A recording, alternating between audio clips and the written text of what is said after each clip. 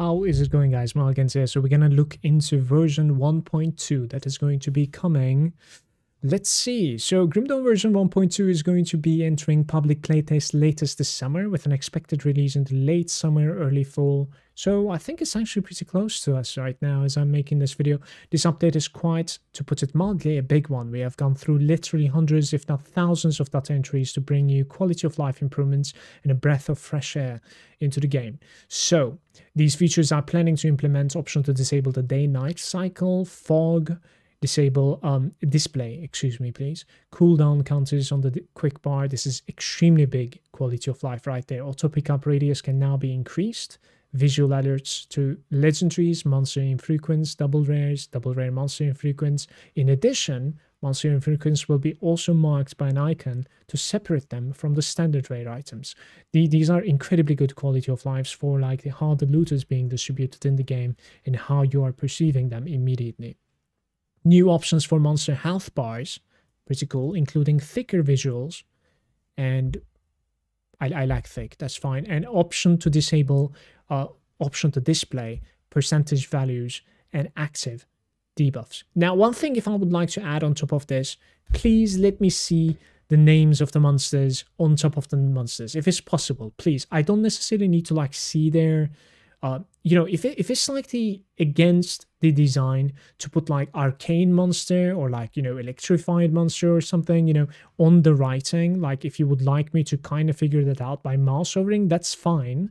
But I would like to see the name of the monster, you know. I kind of enjoy as I'm engaging a monster, like reading the name out for whatever reason. And I think it would be looking a little bit cooler instead of just having like the, you know, nameplate, having like the option to have the name on it as well. I really enjoy having that option in Grim Internals. You know, adding on that one into the game as well might actually stop me from using Grim Internals. In addition, we plan on improving certain boss runs. This is very interesting as well, but it's not going to be, it seems like it's not going to be in v1.2. So they're going to be making the runs a little bit more lucrative, as well as making the bosses drop their monster infrequents every single time. So you will be at that point, the RNG is going to be basically dictating if you're going to be getting a good one or a bad one, but you will get the MI from the boss every single time. All right, so there more very interesting things over here, and this a little bit more related to the expansion too. Is kind of like making, you know, pavement for it. You'll be able to play the entire game on the difficulty of your choosing now. To support this, level scaling will be updated on normal and elite difficulty. Many areas on normal will scale all the way up to level 100. This is very crazy in my opinion. So if you would like to approach Grim Dawn in like a very, very calm, laid back and an easy fashion, you will be able to now all the way up until level 100, and you will end up like having a crazy strong character still, you know, facing the easy enemies. At the end of the day, this is like accessibility is incredibly good in my opinion, especially in Grim Dawn, because Grim Dawn, you know, it's the best single player RPG I have ever played, and it is a single player experience, as whatever I am doing in the game right now doesn't necessarily affect the other player's experience, so I can do whatever I want is the best thing. And they are trying to like expand that experience a little bit. So no more gatekeeping. If you want to have it easy, fine, have it. If you want to just farm bosses and you want to like farm them faster, there you have it. Now you even have like a better way to do it, and you will have like better shortcuts, perhaps more lucrative shortcuts even. There'll be like more elites on the way, etc. So it's going to be a little bit more fun. So this type of like approach by the developers, it definitely doesn't surprise me. As usual, they're on the spot, they're on the money. It's incredible. Loot quality and experience gains will remain higher on the higher difficulty. So, you know, higher difficulty will offer more when it comes to experience and loot, and it kind of makes sense, to be honest with you. But if playing up to level 100 on a more relaxed difficulty is for you, then we feel there's no reason to stop you. Have fun. This is, yeah, very good implementation. Now, I want to open some brackets over here and talk about like something that's going to be coming with the Fangs of Astracard, the new expansion that's going to be hitting in 2024. It is offering a new difficulty called Ascendant Game Mode. I'm personally very interested in the fact that, like, are they going to be So will I be able to unlock this by finishing the ultimate difficulty? So will I have to go through like the normal into elite, into ultimate, and then into ascendant? Or the ascendant is going to be already unlocked from the get-go, and can I just play in the ascendant from the beginning? Or will I have to finish the game at one difficulty and then ascendant will be unlocked? You know what I'm trying to say? So I'm kind of curious like how these unlockings are going to happen. Is now we're going to have 4 different difficulties. If you count the veteran, is actually 5 or something. So it's kind of interesting, and I would like to see like how they're going to be approaching the unlockings per character or account for these difficulties. Toggled buff effects will automatically be toggled on and no longer need to be on the skill bar at all. So as you're like, you know, clicking a toggled buff, let's say from your skill, I'm guessing it's going to be automatically buffing you instantly, and then you will receive this buff. Toggle skills with energy costs will have these costs removed. Very interesting.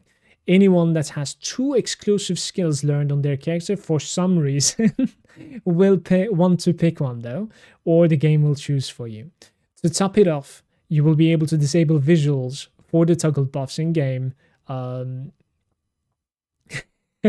This is very cool actually. It was, some of these buffs were really making your character look incredibly weird or stupid, to be honest with you, like you're running inside a bubble. Like it's a good addition, 100%. I really appreciate this. You'll be able to disable these visuals for toggled buffs in game options to like improve the visual clarity on your character and show off all that gear. The nullification mechanic, so the arcane monsters, the arcane heroes will be overhauled. Guys, I've been playing this game for like 10 years, maybe more. Finally, okay? It was the first day, I remember like yesterday. Just, I have been one shot. I was like, oh, I got this spell. I'm like, how is this even in the game? Etc. I was whining so hard. The day is here. It still is not, you know, 100% right there, but it is almost there, I can tell you. It will purge all the temporary buffs, all the temporary ones, guys, and disable toggle buffs for only 2 seconds. So you're going to be losing your procs, and basically you're going to be only losing the procs for like 2 seconds.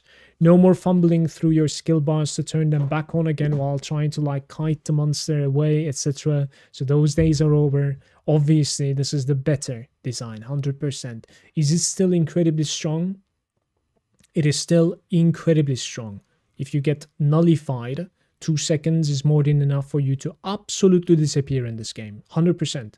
But at the very least, if you can recognize the monster is capable of nullifying you, and if you will be able to react to this, in 2 seconds, you will automatically recover, which is, you know, more than good enough, 100%. This is definitely the better design, hands down, you know, and I welcome it. I really appreciate it. For the modders out there, the console will log Lua errors in custom games. We are also looking into enabling certain debug commands, such as the debug cursor for locating game coordinates. Pets will default to an aggressive stance rather than normal stance. The setting can now be still toggled. I said too many unnecessary words there, I think. This setting can still be toggled on a pet's by basis as desired. You'll be able to select your desired main menu theme in the game option, pretty good, and more. Please let there be more, and let there be monster names on top of the don't get me wrong, I don't even need to see arcane monster or something. I just need to see the name. I want to appreciate, you know, what I'm engaging and their name immediately, you know, right on the corner of my screen, instead of like mouse overing and seeing. I want to be able to see it. God damn it, please. As for now, and what is beyond v1.2, I'm not saying there might be something more in the future. Now we know, actually, but maybe I'm saying there's going to be something more in the future, like knowing what is coming up next for Grim Dawn. Stay tuned for the next Grim Misadventure. So the Grim Misadventure, you can have them on their forums. It's, you know, every now and then they're basically like giving you development updates, what's there to come, what's sometimes it is a bit of like a teasing fashion, and at the same time sometimes it's a bit more in-depth, explaining what they're working on when it comes to a certain mechanic and going very in detail explanations. So it's pretty cool to like keep up to on their forums if you would like to check that out. And this is going to be doing it from me for this video. So there'll be more Grim Dawn content in my YouTube channel coming up, thanks to Create, you know, deciding to update their game and continuing their development. I'm very, very excited about it. I'll be looking forward to it. And I hope you're feeling the same things. I'll catch you next time, YouTube. Cheers. Thanks for watching.